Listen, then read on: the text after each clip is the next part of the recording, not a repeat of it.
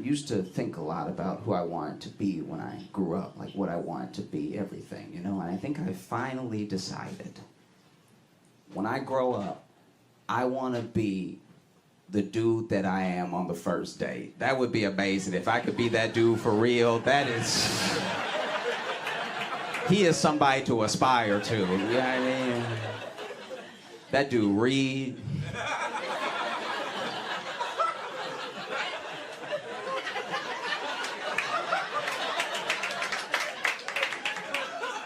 He pulled chairs out for people. I don't even pull out the chair for myself. I actually stick my leg under the table and drag the chair out like an animal and then sit down in it.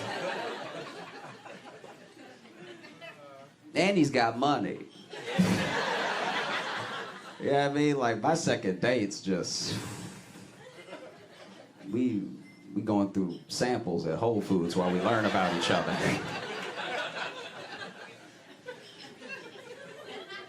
Hey, thanks so much for watching. Please like and subscribe, hit the notification bell, and tell a friend. That would be a huge help if you tell people about it. Sharing is great. There's like a share button, but if you tell people, they might click on it. Have y'all been keeping up with this Jonah Hill thing? Yeah. Okay. No. Okay. So real quick, if you don't know what it is, Jonah Hill's ex put out a bunch of his text messages to her while they were dating, and she was a surfer. She still is, and then they were dating while she was surfing, and it's him being like, "Why you gotta surf around men, and why you got?" And she's like a surfer and a surfer instructor. He's like, "Why you gotta surf with men, and why you gotta post pictures of yourself surfing in a bikini and all that?" So it was all this shit like that, right? And it just you could see a decline in the text messages where he's clearly so worried about being cheated on, he's not making sense. He's like, why you gotta surf with dude? Because then if you're surfing and then he's surfing, what if y'all start surfing on each other? You know what I mean? And then like y'all are surfing together, and what if you get surf in your mouth? And then now you were just covered in surf, and you come home and you're like got surf on you. I was like, nigga, are you all right? Like, so there's been a lot of backlash about him being narcissistic and misogynistic and everything. And I think Jonah Hill committed a cardinal sin. He really did. Jonah Hill told a woman what to do while being an ugly motherfucker. Can't do that shit. You cannot do that shit. Like, look at the text and then look at his face. You cannot tell anybody what to do, sir.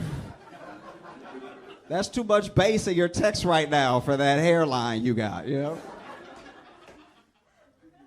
I'm not gonna lie, if John Hamm had sent those same texts, if John Hamm was like, I don't want you talking to any other men, you'd be like, okay, daddy. Like,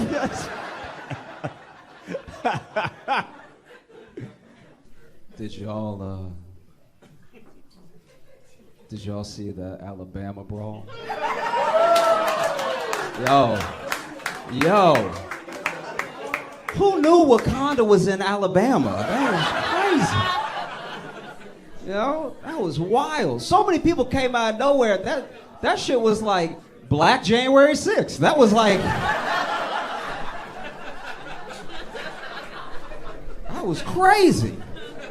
If you didn't see the video, if you don't know what I'm talking about, I'll explain it really quick. Basically, there was this one guy. He was an employee of the place, right? And he was like asking these people to move their boat, you know? So it was a black employee, but he was asking these people who happened to be white that had the boat to move their boat, and they wouldn't move the boat. I don't even know if this part is true, but I heard that the riverfront boat that was waiting to dock had been waiting for like 40 minutes because these people refused to move, right? So finally, he just keeps going, like, you gotta move the boat, you gotta move the boat. They get out of their boat, they're cursing at him, and he's not backing down. He's like, you have to move the boat. I work here, you have to move the boat. And then they just keep cursing at him. Finally, they put hands on him, and then they start fighting him. And he did his best. He held his own for quite a while. So it's not like they beat his ass, but they were clearly ganging up on this dude, right?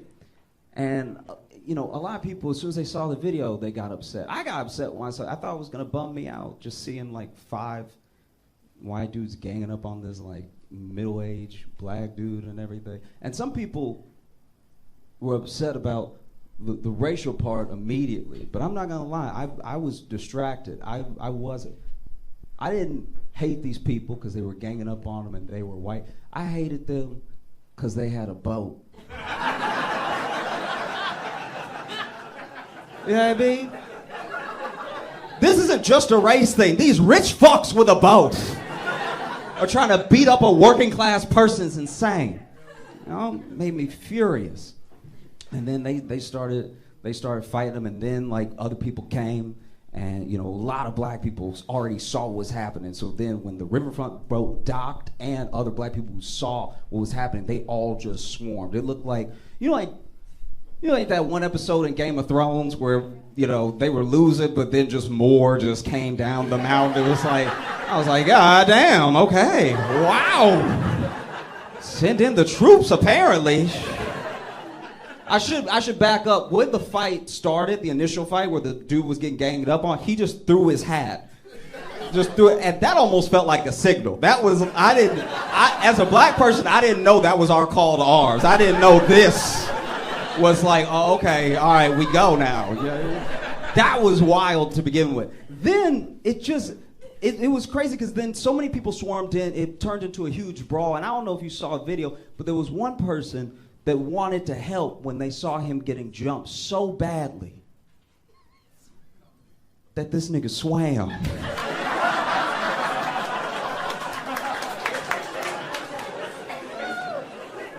Jumped in the water. From the camera angle, we don't know where he came from. I'd like to think he came from Africa. I'd like to think he started swimming 6 weeks ago in preparation. Because look, if you know, the history of black people swimming, especially in the South, you know that we're not known for it. You know what I mean? And so I'm not gonna critique his swimming because I was just happy to see another black dude swim. That's just, every one of us swimming is a W, okay? But I do have to comment because he wasn't swimming normal. Did you see him swim? He wasn't swimming regular. This was not regular swimming, right? This man wasn't swimming to the fight. This man was punching the water till he got there. I knew he was gonna whoop ass when he got out of the water because he would. I've never seen someone punch water till they got to their location. That was so crazy. Go back and watch the video. This man punching with horsepower. Like, I've never seen anything like it. And then he gets out of the water, starts whooping ass, everybody whooping ass and everything.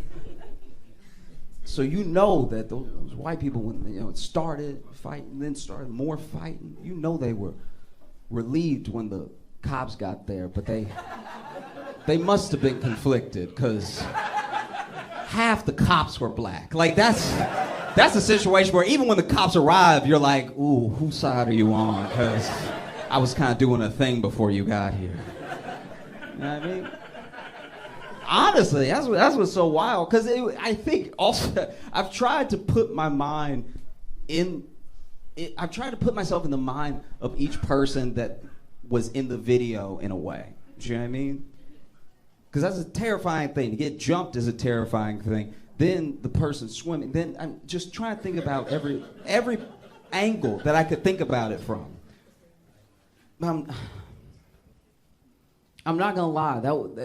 That must have been a huge surprise because you out here ganging up on this one dude with your buddies, and then before you know it, there's just like 50 black people. That's Listen, I'm telling you right now, let's say y'all just blinked, and when you opened your eyes, there were 50 black people behind me.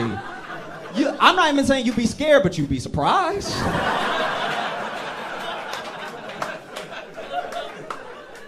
You'd be like, wow, that was fast. That's all you'd say.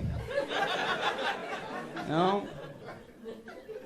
Because that's the thing. That's, I think, the strangest part, one of the weirdest parts, like when you start watching the video, let's say you start watching the video, you had no context, nobody told you what was gonna happen, you hadn't seen any of the memes yet. The craziest thing about what happens is that, especially as a black person, I think some people are curious why black people have been memeing the shit out of it and everything. It's because if you know the South and you know the history of 5 white guys ganging up on a black guy and how that usually goes, you know?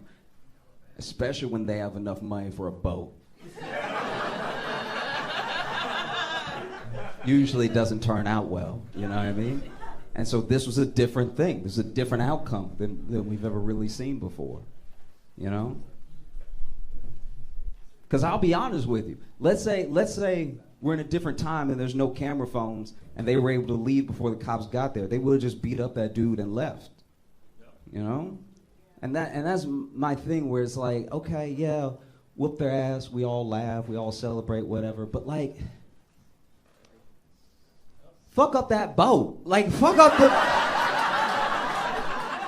What are you doing? Like, bust up the bow or something. Like, rip a rudder out, please.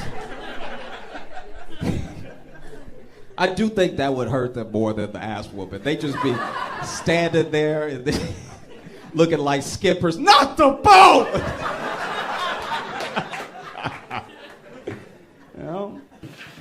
You know what's actually crazy? I thought about this weekend. You know what I've never done at all in my life? I had to really think about it. Never once in my life have I Googled Jada Pinkett Smith.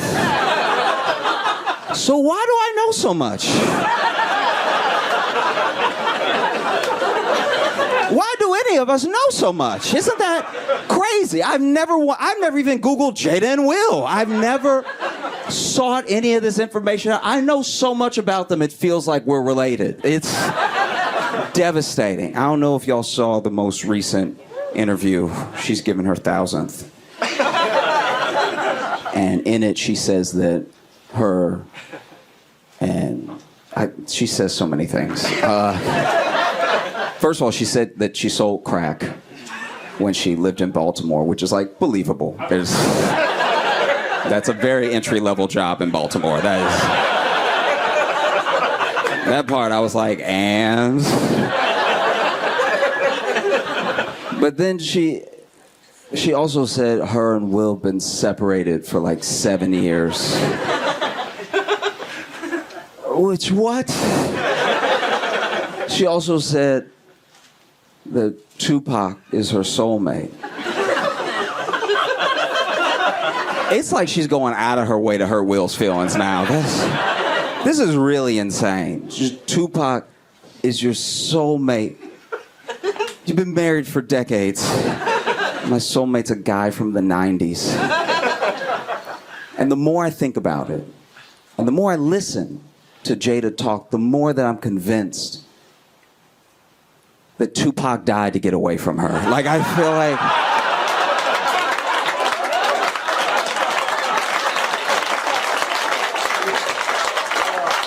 Easily. They dated for a while, you know what I mean? And then he got a taste of what Will has lived with. And then he was in Vegas and he got into it with some dudes on some gang shit and stuff like that. And they shot at him and he thought about what life would be like with Jada. And so he just leaned into the bullet.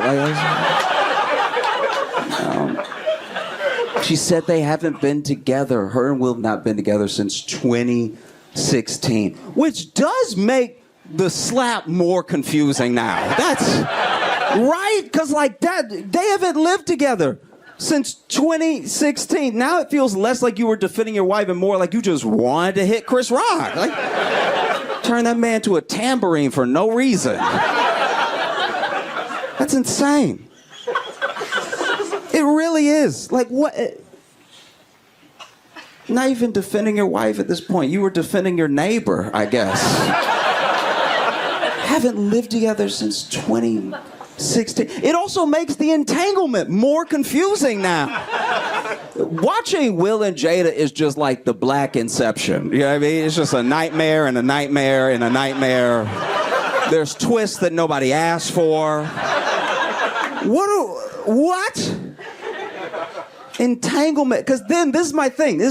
If they weren't together, why'd they have that whole talk acting like they were together. It made them look worse. Why did they do that? It made her look like a cheater and him look like a cuck, but then they weren't together. So what's the big deal now? I mean, the big deal is that she fucked her son's friend, which is... A lot of people don't know that. That was Jaden's friend. So Jaden over there waiting for play dates and stuff. Ain't nobody showing up like it's a Brazzers video.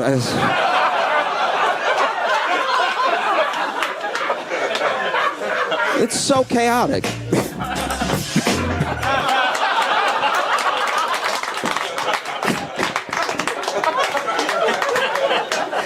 No, it's just very chaotic. And look, I want to be fair for a second. I do want to be fair. Everyone comes for Jada and everybody shits on Jada so hard. And I get it. It's easy because she won't stop talking. But like, some of this is on Will. We can all agree about some of this is genuinely on Will. People blame Jada for the slap. That's not her fault. That's a grown man. And he got up there and he slapped another grown man. You can't blame her for that. It's not like she used her powers. And people blame a lot of the marriage stuff on just Jada. Will is also married to Jada. You know what I mean? He could get a divorce if he wants to, but he doesn't want to. He does not want, and if you pay attention to the interviews, he said it. Divorce is not an option. He'd rather them live as single people and still be married than to get a divorce. Which is weird. It is weird. I understand. For a long time, they were the symbol of black love, especially in Hollywood, right? And that's a symbol that he carefully curated that maybe she didn't want to be a part of, but it's one of the reasons he can't let it go, because it's a failure that he will not accept, right? But to just live as two single people but still be married is weird. It's very odd. Who is it for? It's not for them. They're not together. It's not for us, because now she aired it out. Everybody knows. It's not for the kids, because they're already weird. So who is this for? And like, I mean, it must be rough. I do get it. I have empathy for both of them genuinely, because I think Will, you know, came on strong, wants to make it work and everything, and Jada was just not having it. And a part of me, you know, I'm wrapping up, but just a part of me, a part of me gets it. Because if it's not the life that she wanted, it shouldn't be the life she accepted. That's fair. You're an adult in the world and you make your own decisions and you need to live by them, right? But also, to be fair to her, I don't have a gorgeous millionaire trying to fuck me and marry me. I don't know. It probably seems pretty hard to turn down. I'm not gonna lie.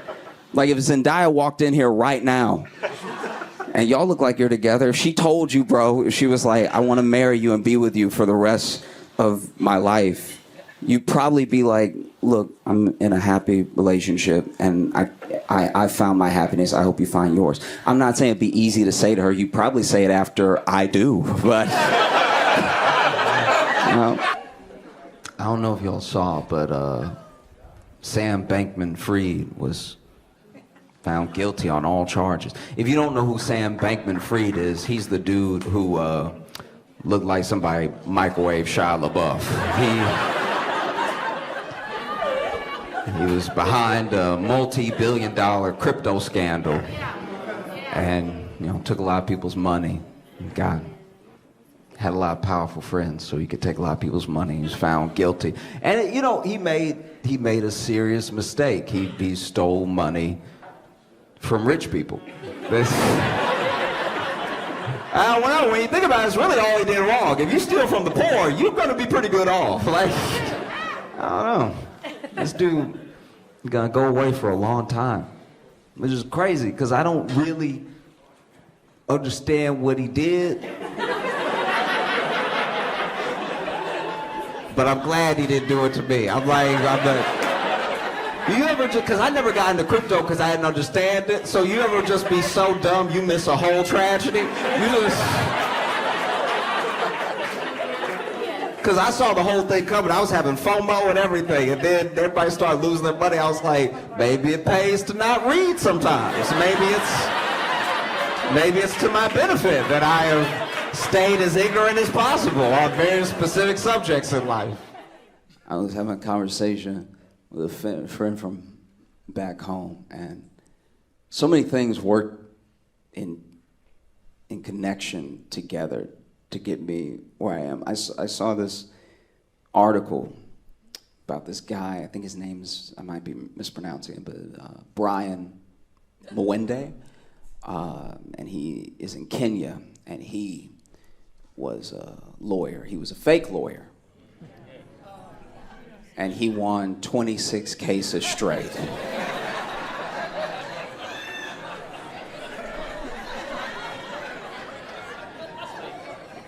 Twenty 26 cases straight, one after the other. WWWW. And then they finally caught him. And now he is awaiting trial, where I pray he represents himself.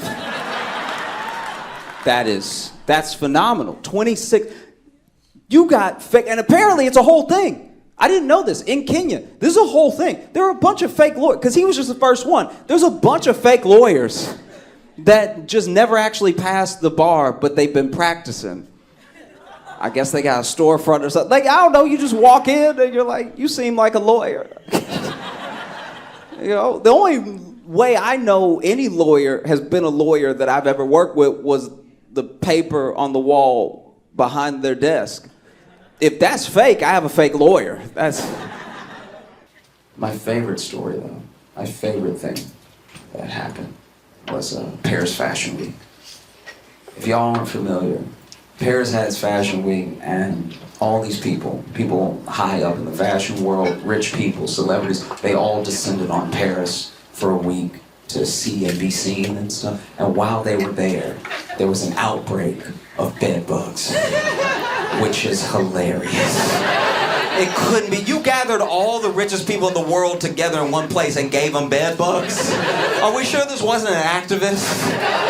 You sure this wasn't Greta Thunberg trying new things? You know what I mean? Just her sitting there like, you take a jet, you pays the price.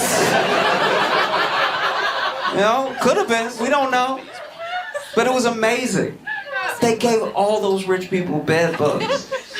It made me laugh so hard because it's Fashion Week, so half of them dress like bed bugs to begin with. So like, bed bugs probably thought it was mating season, you know what I mean? They were seeing them walk by like, okay, come through, thickness. I'm gonna take a bite of you later. But no, people from Fashion Week spoke to the press and the public. People from the local government spoke to the press and the public and everything. And mostly everyone was trying to maintain a sense of calm the entire time, right? We're very sorry that this is happening. This is not a reflection on our beautiful city. We're doing our best to move people. Just please stick with us, right? But there was one person that was my favorite. The deputy mayor also spoke to the public and the press. But when the deputy mayor came out, he was like, it's an outbreak. No one is safe. What kind of leader says no one is safe? We just came out of a global pandemic where no country's leader said no one is safe, even when no one was safe. That's crazy. Then the mayor, because the mayor came out, she was ready. She was like prim, proper. She made me feel reassured I wasn't even in Paris, right? And then she got this assistant-ass mayor behind her. No one is safe. She's probably like, get him out of here. It's crazy. No one is safe. Every leader I've ever had has tried to maintain a sense of calm in a crisis. I remember when I was in middle school, in English class. And English class was after lunch. And I'd seen this kid at lunch, and he had a nasty-ass lunch. I don't know what it was, but as soon as I saw it, I was like, he gonna be sick. That is disgusting. And so then I sat as far away from him as I could, corner of the classroom. And then middle of class, sure enough, his stomach started bubbling. And we all hear it. He just over here taking notes like... looking at us like, y'all don't hear me, right? It's like, of course we hear you. His stomach is loud as hell. And then in the middle class, he jumps up and runs out. And on the way to running out, because he was very sick, he threw up on the back of like 7 kids' heads. And our teacher said, calm down. I know y'all just got thrown up on. Let me get some towels. It's gonna be fine. She didn't say, no one is safe. You see what I mean? I worked at an Italian restaurant that burned down, right? It burned down, and even as the head chef was trying to put the flames out on his back, no one yelled, "No one is safe." We just tried to put this man out. Actually, one of my favorite things about when that happened was, okay, so the chef is on fire, right? Like, and then the line cook ran out to the dining hall where everybody else was, and then just yelled to the whole dining hall, "We on fire, motherfuckers!" Which is like as informative as it is unhelpful. Like, he's telling them the details, but not enough to get them moving. Also, we are not on fire, just he is on fire.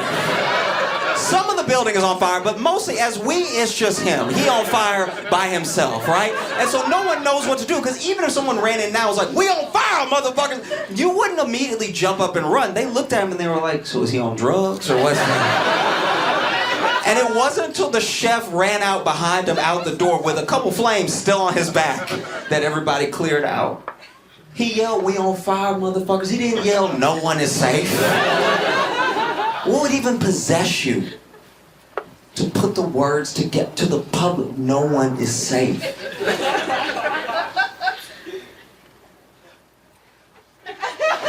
Like, when I think about it, now that I think about it, I think that was that deputy mayor low-key admitting he had bed bugs. That's what it was. It had to be, "No one is safe." That means I'm not safe. That's, no one is safe. I wish there was video. There's no video of it happening. But you can tell that this is the case because anytime one of our leaders has to speak to us, they're calm because it's not their problem. That's what's happening. I grew up in Louisiana. Our whole state would get slammed by hurricanes, and the governor would come on TV and be like, we're gonna stick in this together, all right? We're all in this together." He's clearly in Massachusetts, by the way. "We're all in this together, all right? Y'all just stick with me, we're gonna get through this." You know what I mean? I think that dude freaked out because it was his problem. It's hard to stay calm when you're in the middle of something, you know? I wish there was video. There's no video. I wish he would just come out, because you know he yelled it. You know, he was like, "No one is safe." It's happening to everybody, including really cool people who don't deserve this. God damn, I wish there was a video just to see him be like, "It's an outbreak, y'all. We doing our best, but this is bullshit." I thought I had it all figured out, you know. I was sexting.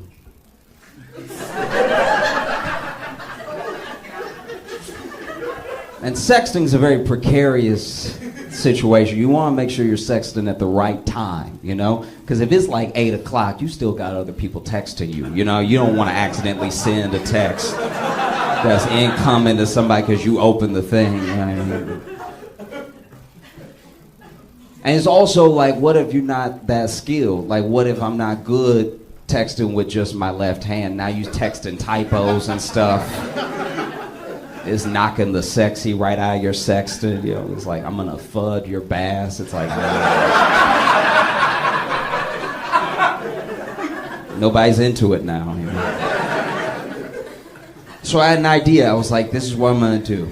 And I didn't talk to anybody about it. I had never heard anybody doing this, but in my mind, it was the best thing to do. I was like, I'm just gonna speak to text. So that way I don't gotta worry about the other hand and everything, and I can just like get in the zone and stuff. I don't have to worry about other people texting me and everything. And it went horribly wrong. Because I wasn't at home. I was at my childhood home. So I was in my room, but it wasn't my house, you know? And it was, 9 o'clock or so, and we were sexted. That look, I'll read you the thing right now. This is what. Okay. All right. So she's like, "Oh, okay. And what's good? What would you do if you were here right now?" And then I was like, "Girl, I would tear those clothes off. And Mom, what are you doing in here?"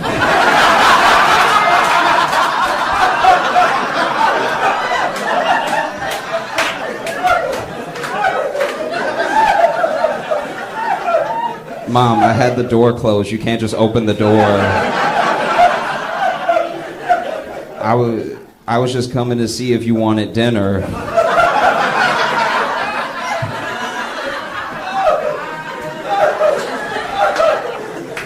No, I'm okay. Mom, get out right now.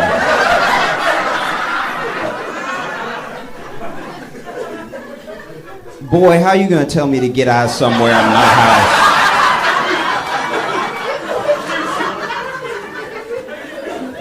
I'm sorry, Mom. Please, can you please leave and close the door?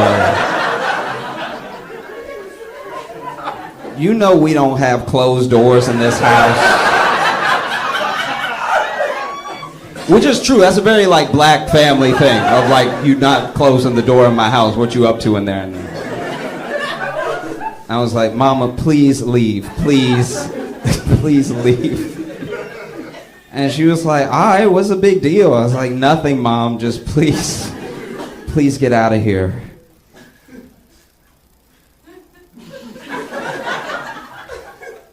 So anyway, girl, I would say. All right, thank y'all so much. Y'all have a great night.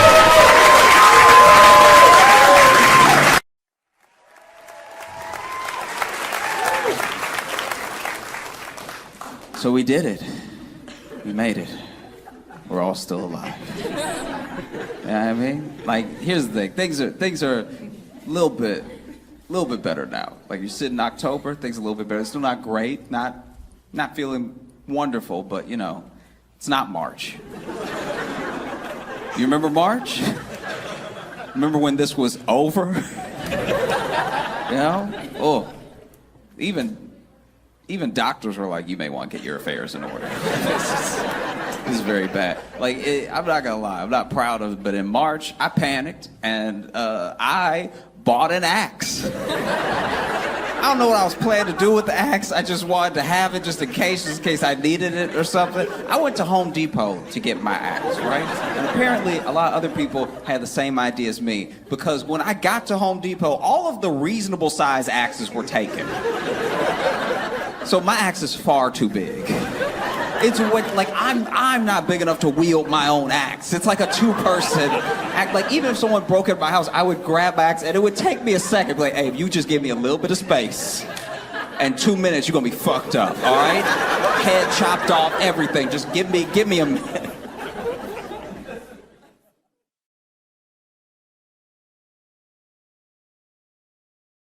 Did y'all, okay. I'm trying to figure out how I feel about it. I guess what I thought would happen happened, but you know, that whole Epstein list came out.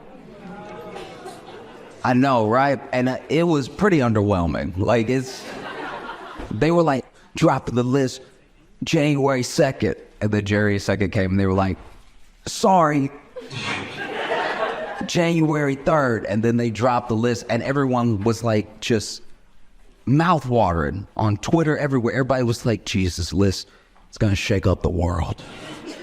You know, and everything's gonna change after this list comes out. And then the list came out, and a couple people we thought were on it.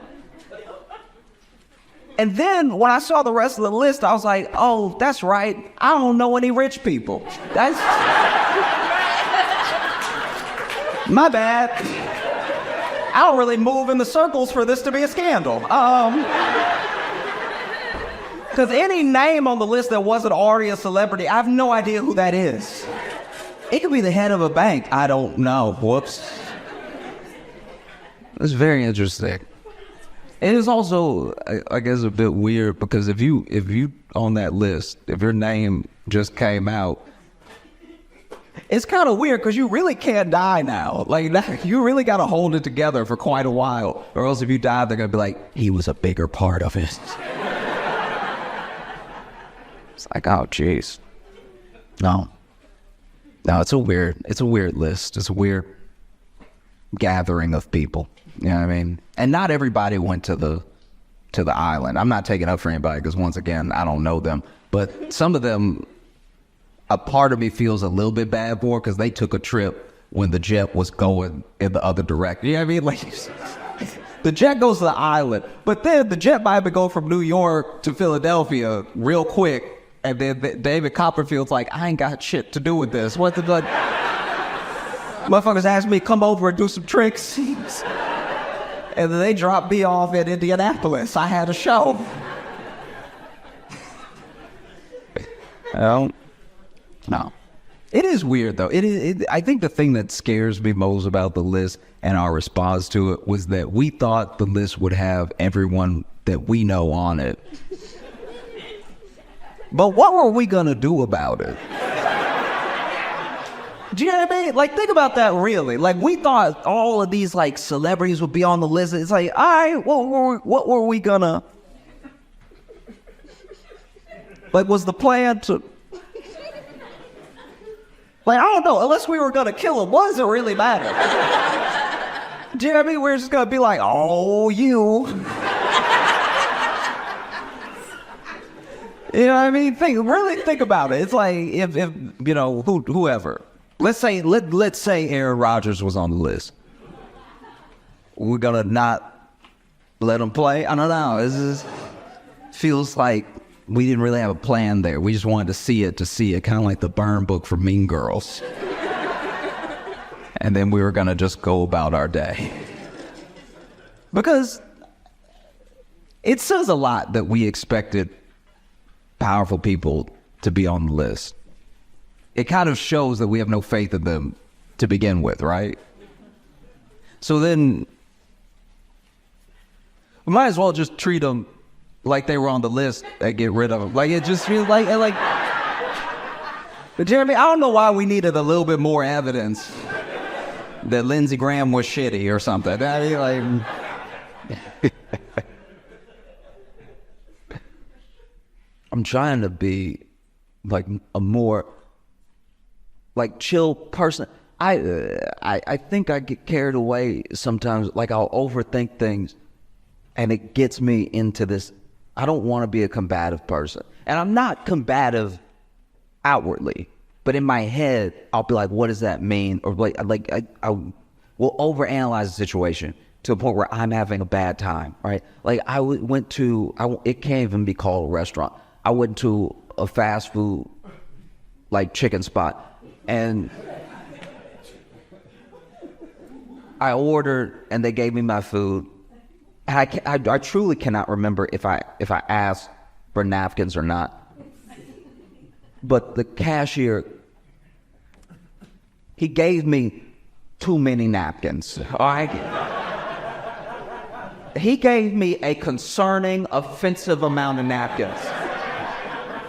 He gave me so many he gave me napkins, it was making a statement in my head as he was going, because he put, okay, one napkin is not enough. If you get a meal and they give you one napkin, they're like, fend for yourself, right?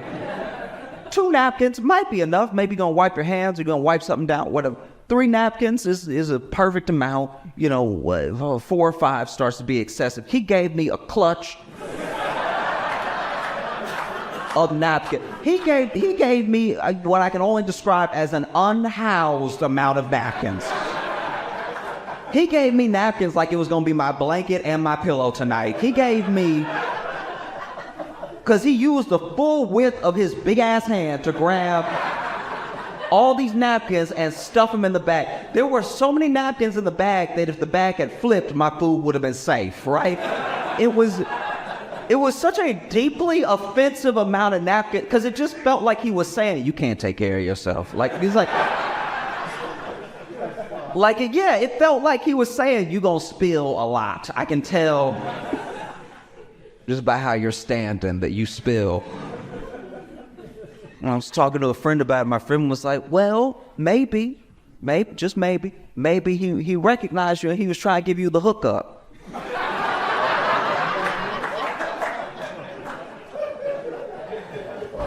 And I was like, okay, even if I'm trying to extend enough grace to not be offended and to think that my man likes my comedy, and so he's like, look, I don't have much, but what I got is these napkins. All right, so if you need anything, I got napkin-wise, I got you, all right? Napkin-wise, I stay ready, okay? I was like, nah.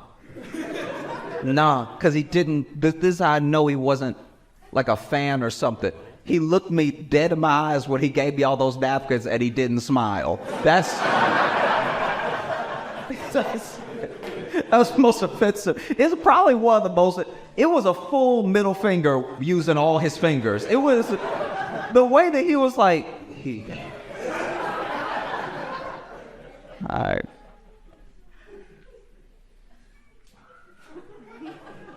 Deeply distressed. Okay, did y'all, by any chance, see the dude who jumped the judge?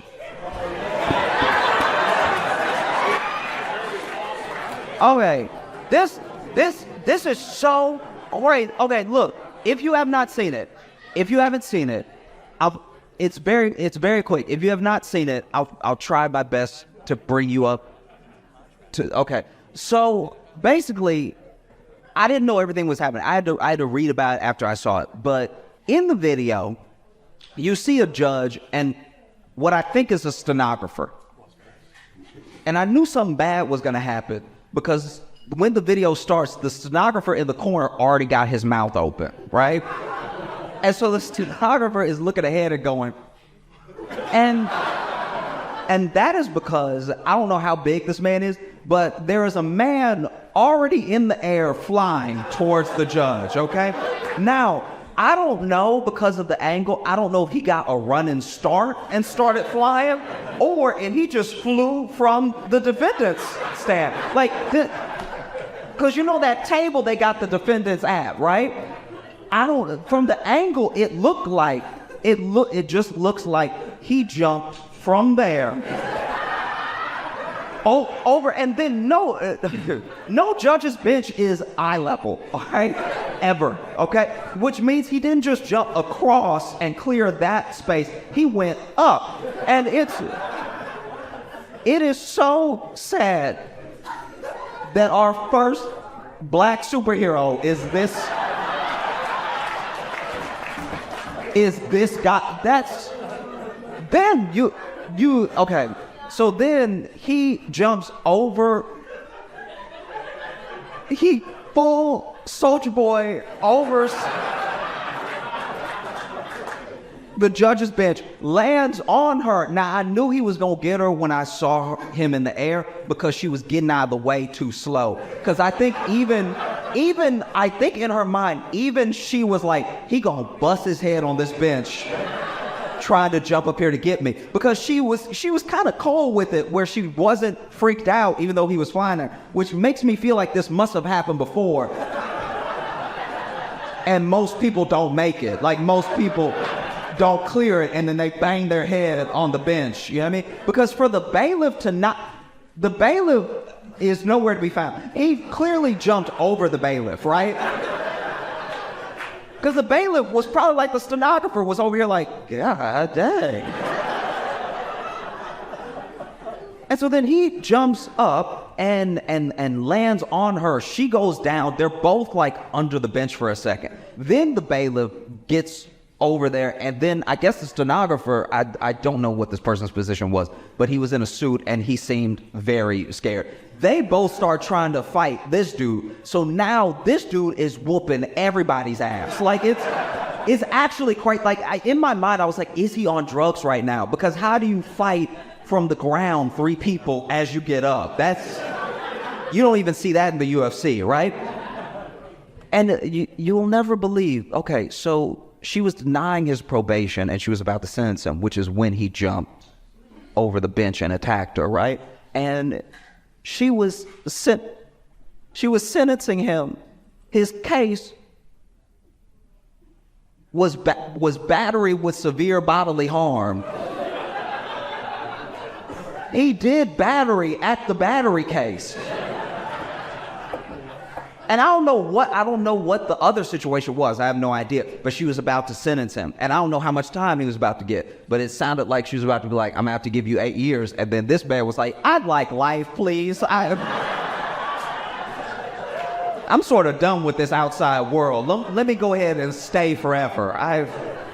It's genuinely insane. I think that's the first person we've ever seen as a collective society that is going to get 10 million years. So like that's absolutely astounding.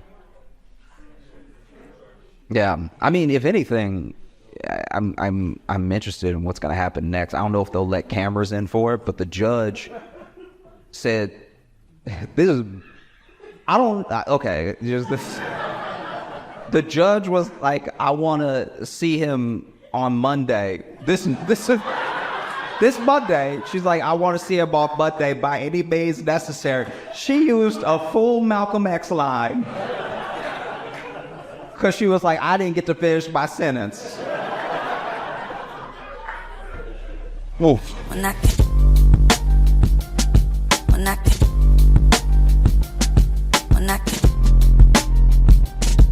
me that